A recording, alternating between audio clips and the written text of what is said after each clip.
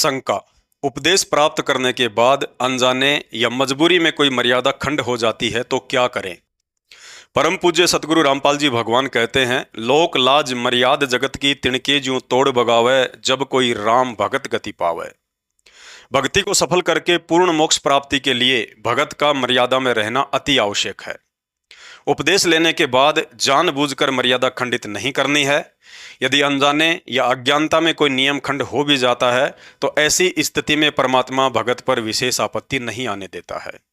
लेकिन जैसे ही गलती का एहसास हो जाए तो गुरुदेव को दंडवत प्रणाम करके उस अनजाने की गलती की भी क्षमा याचना अवश्य करनी चाहिए। उदाहरण के लिए गुरुदेव भगवान ने बताया कि एक माँ अपने बेटे को आश्रम में लेकर आई और कहा कि गुरुजी, इसका नाम खंड हो गया है। गुरुदेव भगवान ने कारण पूछा तो लड़के की माँ ने बताया कि यह लड़का दोस्त की शादी में गया हुआ था, वहाँ इसको धोखे से किसी ने पेप्सी में बियर डालकर पिला दी। तो गुरुदेव भगवान ने बताया कि इस तरह धोखे या छल बल से कोई चीटिंग करता है तो मर्यादा खंडित नहीं होती है, क्योंकि वह कर्म आपने जानबूझकर नहीं किया। इसलिए ऐसी स्थिति में नाम भी खंड नहीं होता है, लेकिन आगे से ऐसे व्यक्तियों की कुसंगति से बचकर रहना चाहिए। दूसरा, यदि जानबूझकर कोई नियम खंड किया जाएगा तो कमजोर संस्कार आने पर उसकी सजा अवश्य भगत को भुगतनी पड़ती है। तीसरा, यदि दबाव में या मजबूरी में कोई मर्यादा खंडित होती है तो गुरुदेव भगवान ने बताया कि सजा तो उसकी भी भुगतनी पड़ेगी, लेकिन मजबूरी में मर्यादा तोड़ने के कारण यदि भगत के संस्कार में मौत आनी होगी तो आपका कोई अंग भंग ही होकर रह जाएगा।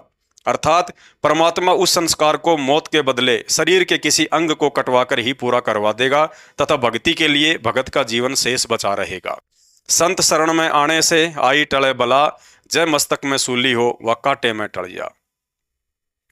इसके अलावा यदि भगत पूर्णतया मर्यादा में है और प्रारब्धवश मौत आनी है तो समर्थ सतगुरुदेव भगवान उस मौत को टालकर अपने भगत का नया प्रारब्ध लिख देता है। मासा घटे ना तिल बदे विधाता लिखे जो लेख, सच्चा सतगुरु मेट कर ऊपर मार दे मेघ।